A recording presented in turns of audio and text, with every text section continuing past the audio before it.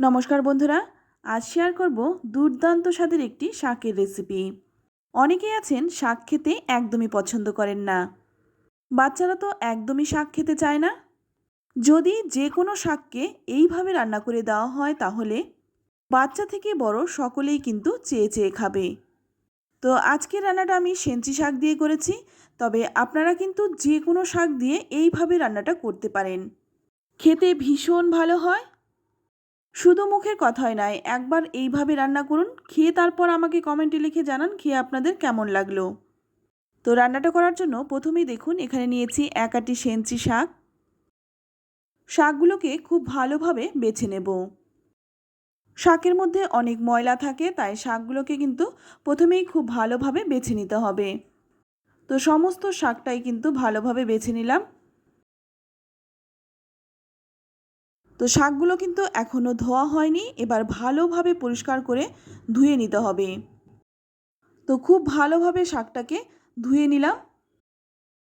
এবার এটা পাশে রেখে দিয়ে অপরদিকে দেখুন এখানে নিয়ে নিলাম একটা পাত্র। এর মধ্যে নিয়ে নিচ্ছি 2 চামচ মুসুর ডাল। আমি যেই পরিমাণে শাকটা নিয়েছি তার জন্য 2 চামচ মুসুর ডালেই কিন্তু হয়ে গেছে। শাকের পরিমাণ যদি আপনাদের বেশি থাকে সেক্ষেত্রে ডালের পরিমাণটা একটু বাড়িয়ে দেবেন, আর যদি কম থাকে তাহলে একটু কমিয়ে নেবেন। এবার ডালটাকে 3-4 বার জল পাল্টে পাল্টে ভালো করে ধুয়ে ভিজিয়ে রাখছি। তো এটা ভিজতে থাক। অপরদিকে যে শাকগুলো আমি ধুয়ে রেখেছিলাম সেটা একটু কেটে নেব। তো শাকটাকে যতটা সম্ভব একটু কুচি করে কেটে নেব। তো আমি কিন্তু শাকটাকে একটু কুচি করেই কেটে নিয়েছি, তবে আপনারা কিন্তু একটু বড় বড় করেও কেটে নিতে পারেন। তো দেখুন আমি কিন্তু এই রকমভাবে ছোট ছোট করে কেটে নিয়েছি। তো সমস্ত শাকটাই কেটে নিলাম। এবার এটা পাশে রেখে দিয়ে এখানে দেখুন নিয়ে নিলাম 2টো আলু।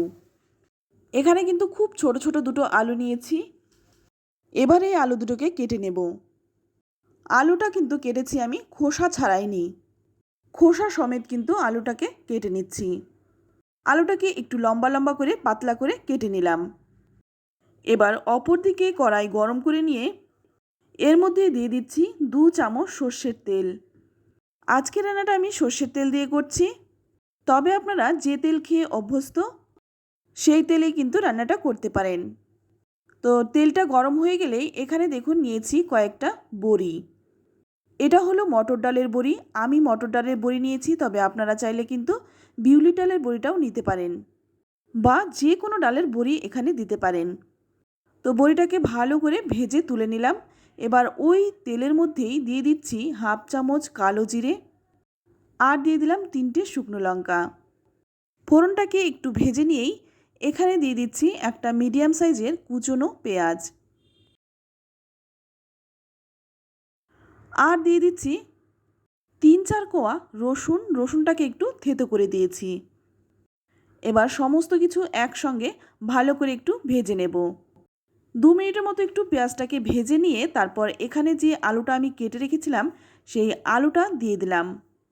এবার আলুটা দিয়েও কিন্তু আলুটাকে 2-3 মিনিট ভালো করে ভেজে নেব। একটু নেড়েচেড়ে নিয়েই এখানে দিয়ে দিচ্ছি সামান্য একটু হলুদ গুঁড়ো। এবার এই হলুদ গুঁড়োটা দিয়ে আবার একটু নেড়েচেড়ে ভেজে নিচ্ছি। আলু পেঁয়াজ যখন হালকা ভাজা হয়ে যাবে তখন এর মধ্যে দিয়ে দিচ্ছি কেটে রাখা সেই শাকটা। সম্পূর্ণ শাকটাই দিয়ে দিলাম। তারপর এখানে যে ডালটা আমি ভিজিয়ে রেখেছিলাম সেই ডালটা দিয়ে দিচ্ছি। এবার এই ডাল আর শাকটা দিয়ে খুব ভালোভাবে নেড়েচেড়ে মিশিয়ে নেব।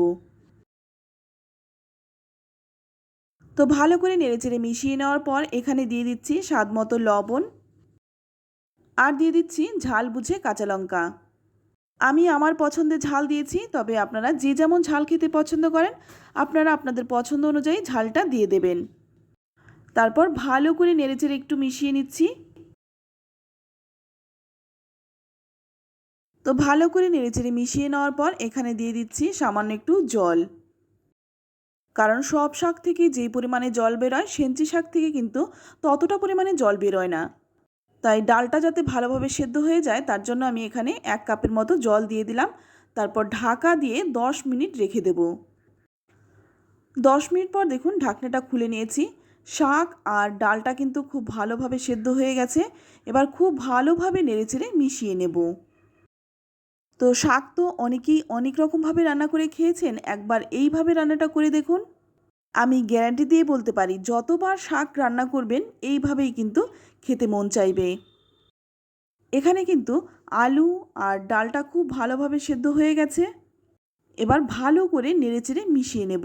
শাকটা যত ভালো মিশবে খেতে কিন্তু ততটাই বেশি ভালো লাগবে।